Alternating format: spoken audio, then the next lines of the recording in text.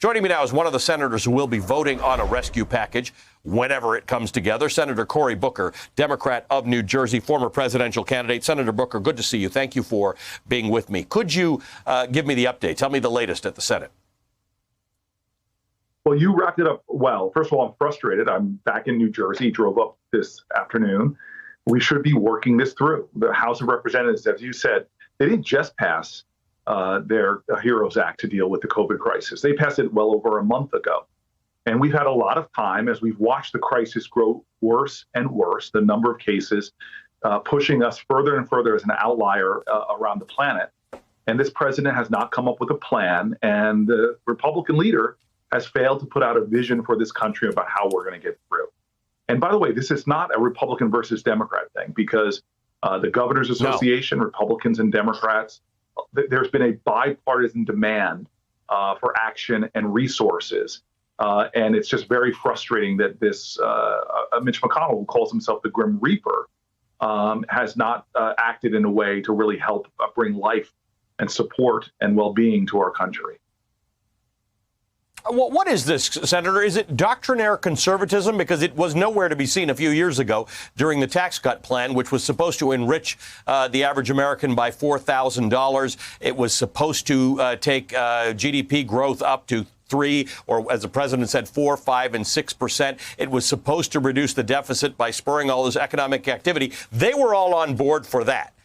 Now you've got people who are not on board with increasing the deficit, probably at the one time every 25 years where it's called upon to do so because Americans are starving in some cases or will lose their homes. Yeah, you can't tell me that you could come up with putting hundreds of billions of dollars of a hole in our deficit to give the largest corporations and the wealthiest Americans tax break.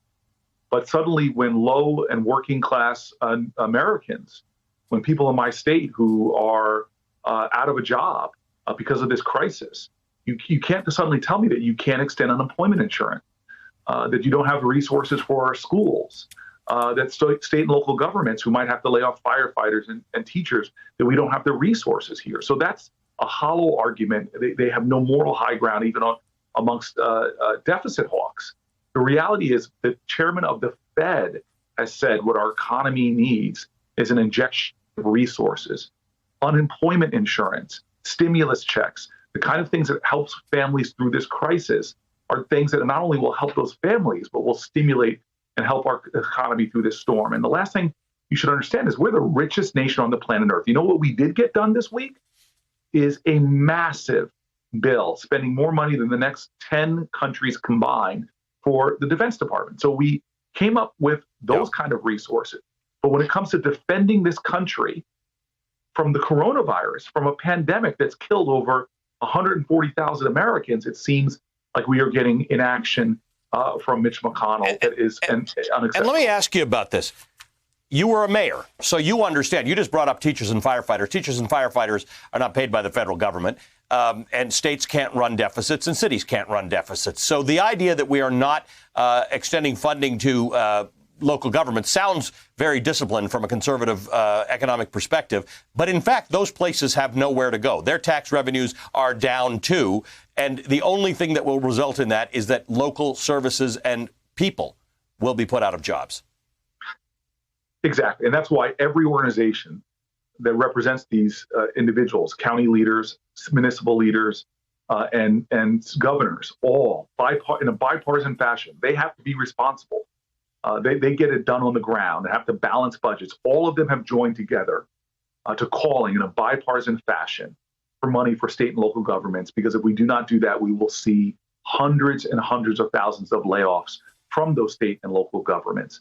And at a time that we've come up with the money to help big industries like the airline industry, for example, to keep their employees, to say that now the people that are doing the work that we really need right now in this pandemic is frightening to me. It is unconscionable to me, and frankly, it's just a showing that our country doesn't have within its leadership the kind of empathy that everyday Americans are showing, sacrificing for each other out there on the front lines of this pandemic.